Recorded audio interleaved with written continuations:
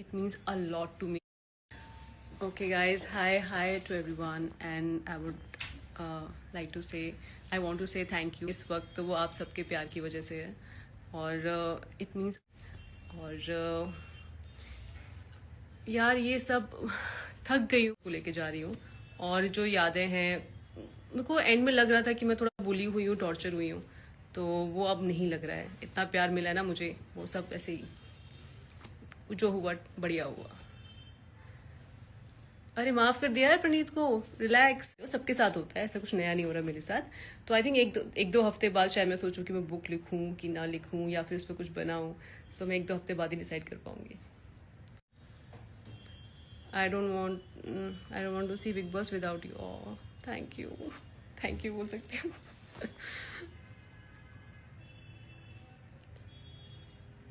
Good evening Prince. आप ना अच्छे अच्छे सवाल पूछो जो मैं जवाब दे सकती हूँ, नहीं तो मैं सबको हाई बोलती रह जाऊंगी इतने सारे लोगों को, और हाई में ही निकल जाएगा पूरा लाइफ। वन मेमोरी और any day of big boss you will cherish for ever. I think मेरे लिए ना फैमिली वीक की जो मेमोरीज हैं वो काफ़ी अच्छी रही थी। मैं बहुत इमोशनल थी उस टाइम पे, और जब बाकी लोगों की फैमिलीज आ रही थी तो उन्होंने मेरे लिए बहुत अच्छा अच्छा बोला, मुझे बहुत प्यार दिया। भले ही जो लोग घर के अंदर थे मेरे से लड़ रहे थे, पर उनकी फैमिलीज मुझे प्यार दे रही थी, तो मुझे बड़ा अच्छा लगा।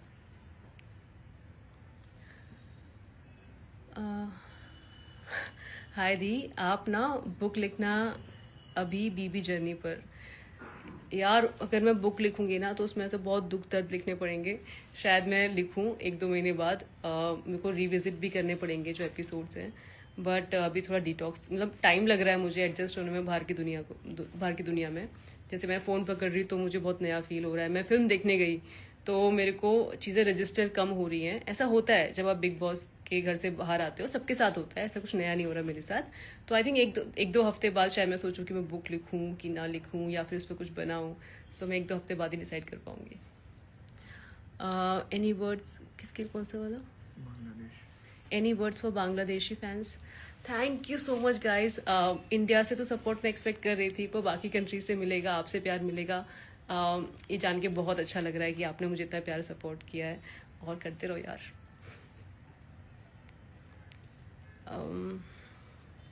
मैम आप बहुत ब्यूटीफुल हो। हाँ थैंक यू महिरा। हाय दीदी, you played so well, miss you. Strong women love you. Thank you. What was your experience on the first day of your BB journey and the last day of BB journey?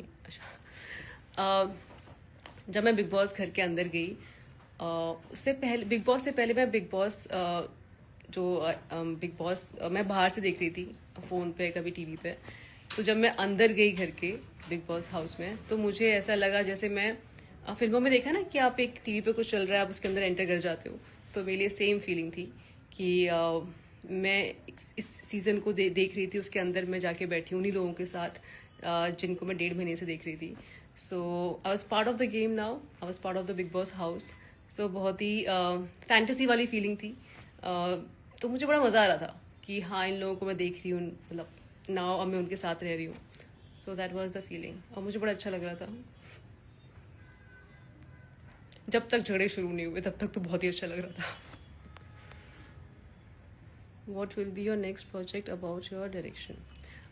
मैं जल्द ही बताऊंगी। पहले तो मैं detox कर रही हूँ, एक दो हफ्ते बाद मैं अनाउंस करना शुरू करूँगी। मे बी एक हफ्ते बाद ही शुरू कर दूँ। So stay tuned. What is your beauty secret? What is my beauty secret? Secret तो नहीं है, आई थिंक मेरे मॉम एंड डैड की वजह से है।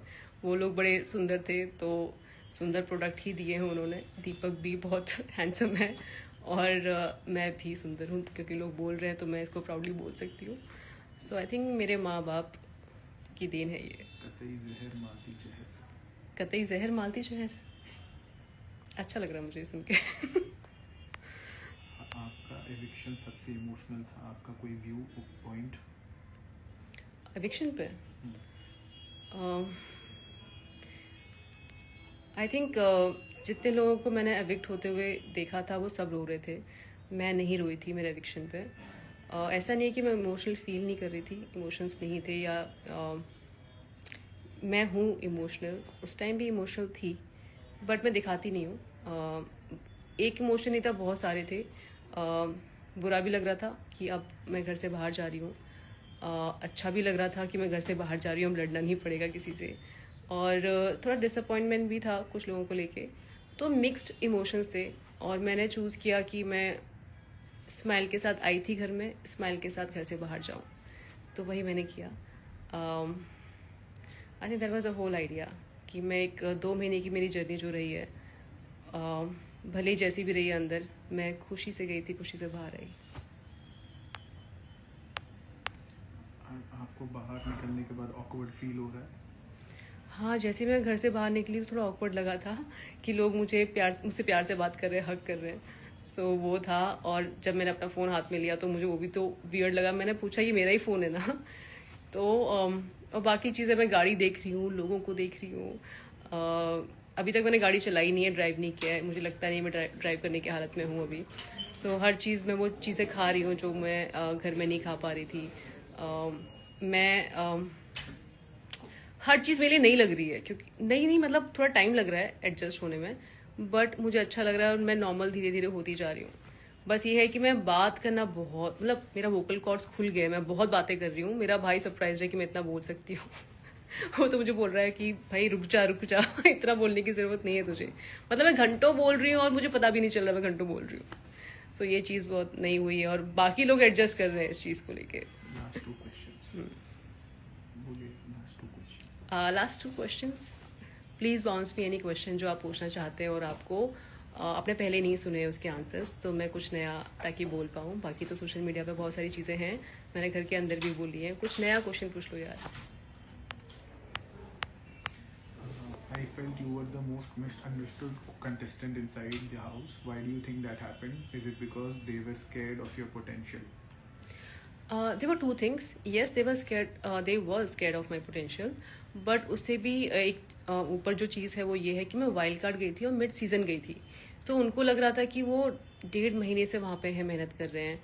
कैसे कोई इंसान जो अभी शो में आया है और उनके जो दोस्त हैं, उनके जो रिलेशंस बने थे किसी के भी साथ, किसी भी भाई का या दोस्ती का, वो मुझसे पहले जा रहे हैं। सी आपको समझना पड़ेगा कि ये मैंने समझा था ऐसा वाइल्ड कार्ड जब मैं गई थी कि ऐसा मुझे बैकलैश मिलेगा घर वालों से, क्योंकि यार वहाँ पे 1.5 महीने रहना, 24 घंटे एक दूसरे के साथ रहना, तो आप फैमिली बन जाते हो।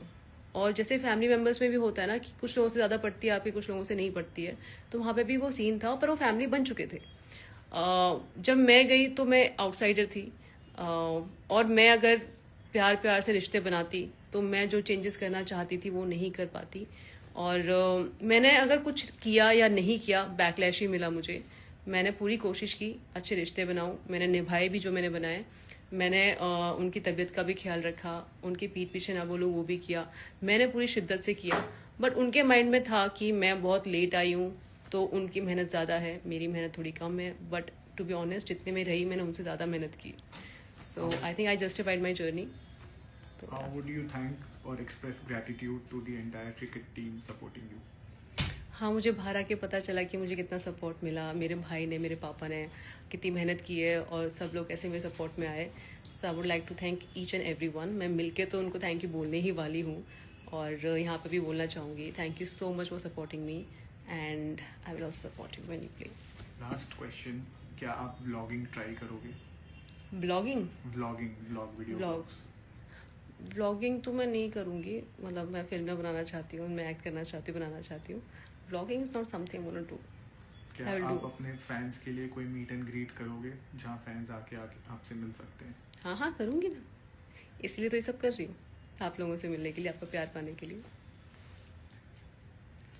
ओके गाइज, और सारे इंटरव्यूज देने हैं मुझे, बहुत सारी चीज़ें लाइंड अप हैं और मैं आप लोगों से फिर मिलूंगी। Keep loving me, keep supporting me.